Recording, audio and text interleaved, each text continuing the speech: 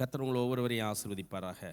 மல்கியாவின் புஸ்தகம் 1 அதிகாரம் 6வது வசனம்.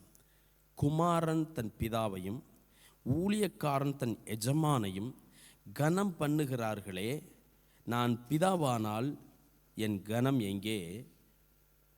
நான் எஜமானானால் எனக்கு பயப்படும் பயம் எங்கே? என்று சேனைகளின் கர்த்தர் தமது நாமத்தை அசட்டை பண்ணுகிற ஆசாரியர்களாகிய உங்களை கேட்கிறார். அதற்கு நீங்கள் உமது நாமத்தை எதினாலே அசட்டை பண்ணினோம் என்கிறீர்கள். நன்றாக நீங்கள் புரிந்து கொள்ளுங்கள் அன்பு தேவனுடைய பிள்ளைகளே, அவர் நமக்கு அப்பா பிதா, அதாவது அப்பா பிதாவே என்று கூப்பிடத்தக்கதான புத்திர சுவிகாரத்தின் ஆவியை அவர் நமக்கு தந்திருக்கிறார். அவர் நமக்கு எஜமானன், நாம் அவர்களுடைய வேலைக்காரர்கள். ஆனாலும் வேலைக்காரன்னு நம்மளை அசட்டையாக நினைக்காம சகல காரியங்களையும் மிக நேர்த்தியாய் ஆண்டவர் நமக்கு செய்கிறார்.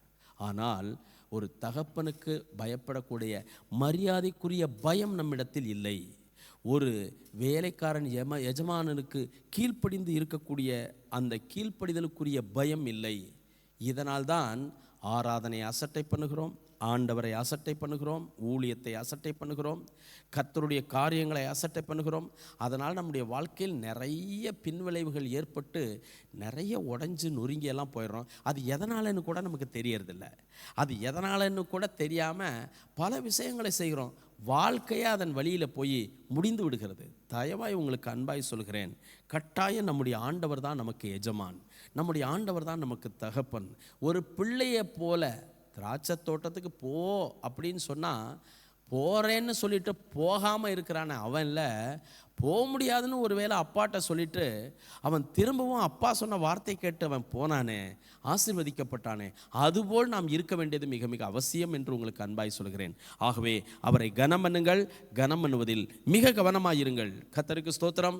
நாமும் கூட சகோதரர்கள் சகோதரிகள் ஒருவரை ஒருவர் பார்க்கும் பொழுது கனம் பண்ணுகிறதில் முந்திக் கொள்ள வேண்டும். கர்த்தரை கனம் பண்ணுறதுக்கு நாம் ஒருவரை ஒருவர் பார்க்கும் பொழுது என்ன செய்யணும்?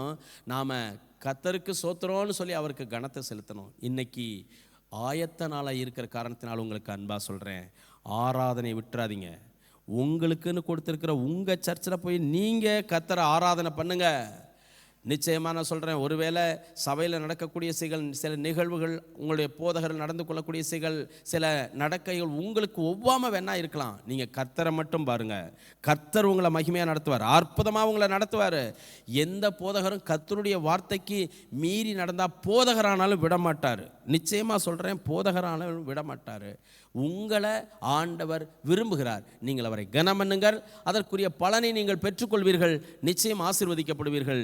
நீங்களும் உங்கள் குடும்பமும் ஆசீர்வதிக்கப்பட்டிருப்பீர்கள். கர்த்தர் உங்களோடு கூட உங்களை வழிநடத்துவாராக. Praise the lord. கர்த்தருக்கு ஸ்தோத்திரம்.